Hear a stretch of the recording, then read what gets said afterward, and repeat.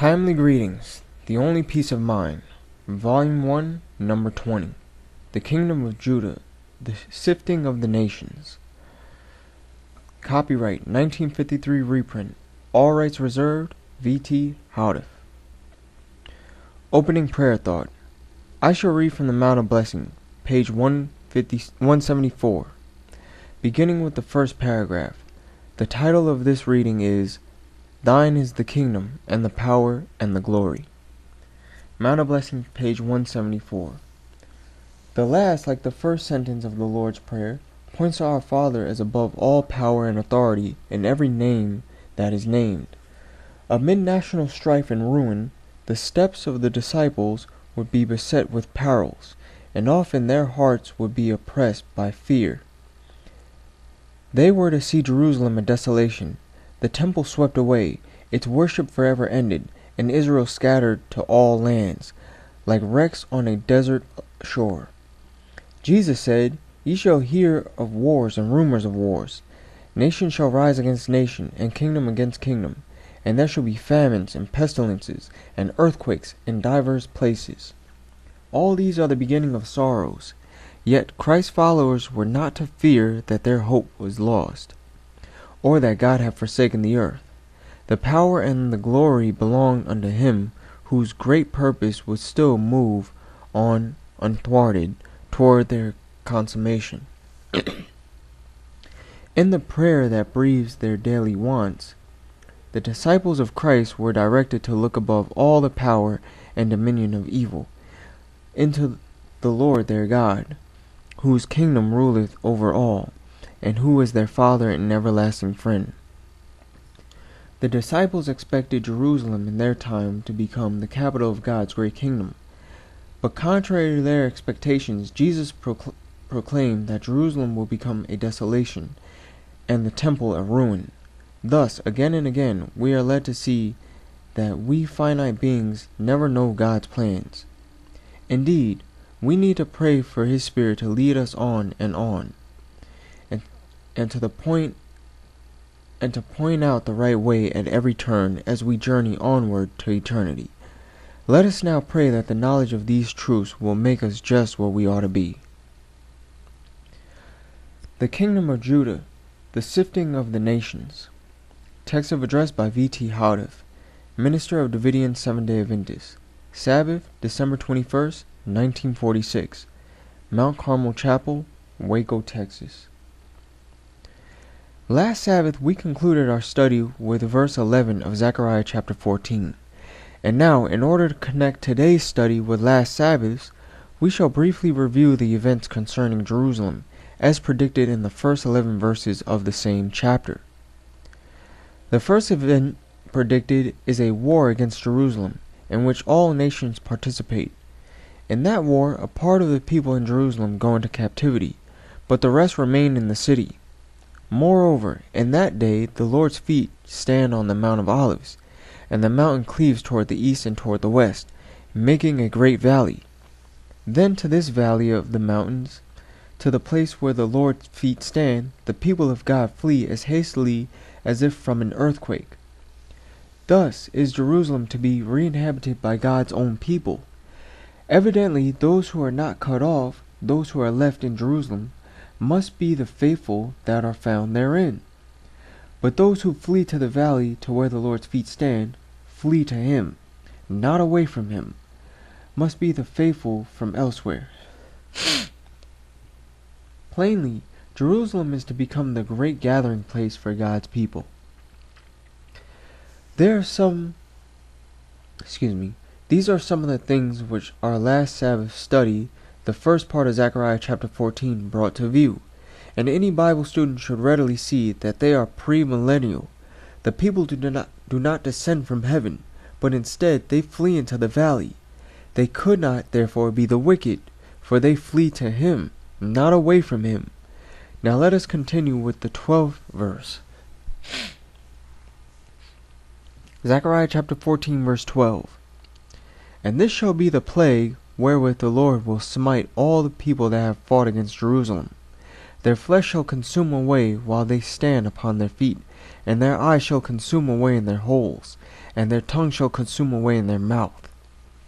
In one of the preceding verses, we are told that the Lord is to fight against all those who fight against Jerusalem. And now, in this verse, we are told of the means which the Lord will employ in that warfare. He is not to use man-made weapons, but a plague. Zechariah chapter 14, verse 13. And it shall come to pass in that day that a great tumult from the Lord shall be among them, and they shall lay hold every one on the hand of his neighbor, and his hand shall rise up against the hand of his neighbor. Besides the plague, there shall be a great tumult, a confusion and excitement that will turn every man against his neighbor. Thus shall the Lord defeat the enemies of his people. Zechariah chapter 14, verse 14. And Judah also shall fight at Jerusalem, and the wealth of all the heathen round about shall be gathered together, gold and silver, and apparel, in great abundance. During this conflict of the nations, the kingdoms of Judah is to be restored. She also shall fight at Jerusalem, and shall gather to herself the wealth of the heathen. Zechariah chapter 14, verse 15. And so shall be the plague of the horse, of the mule, of the camel, and of the ass, and of all the beasts that shall be in these tents, as this plague. The plague falls on both man and beast that are found in the tents of the unbelieving. Zechariah chapter 14, verse 16. And it shall come to pass that every one that is left of all the nations which came against Jerusalem shall even go up from year to worship the King, the Lord of hosts, and to keep the Feast of Tabernacles. This sentence of Scripture emphatically implies that all who at that decisive moment refuse to be converted to the Lord shall perish. Only those who worship the Lord at Jerusalem on the Feast of Tabernacles shall be spared. Zechariah chapter 14, verse 17.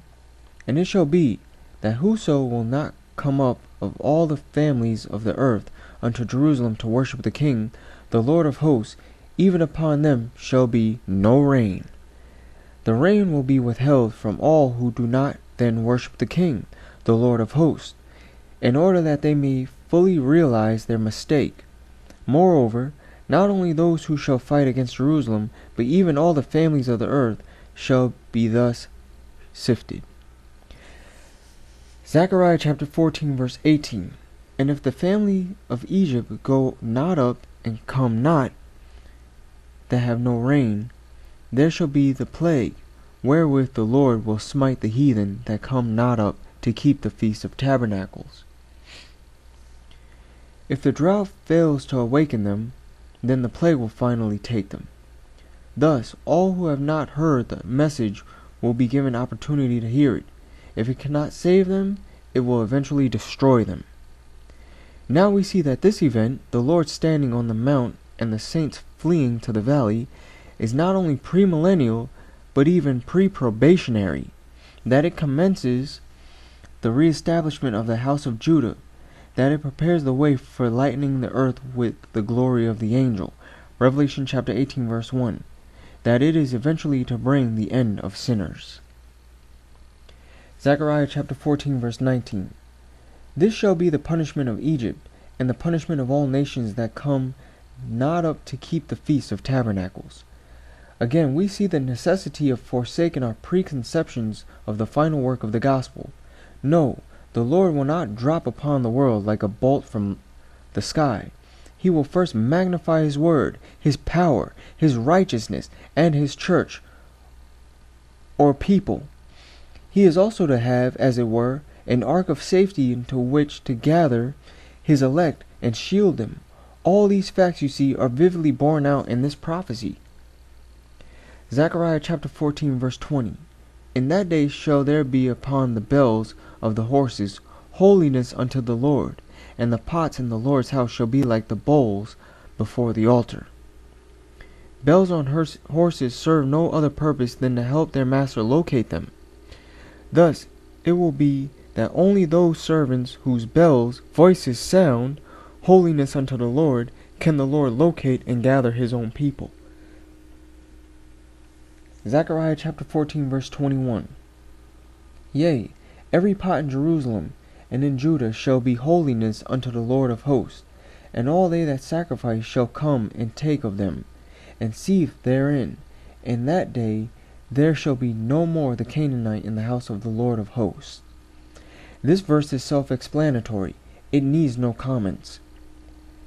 So it is seen that with the establishment of the kingdom of Judah commences the sifting of the nations. It must be that we are on the verge of witnessing the fulfillment of these prophecies, else the scroll would not have been unrolled so far as to unseal them at this time. Certainly not if the Spirit of truth alone leads into all truth, and if the Lord gives meat in due season. In view of this, let us wholeheartedly do God's bidding and sincerely act out our faith in his never-failing word.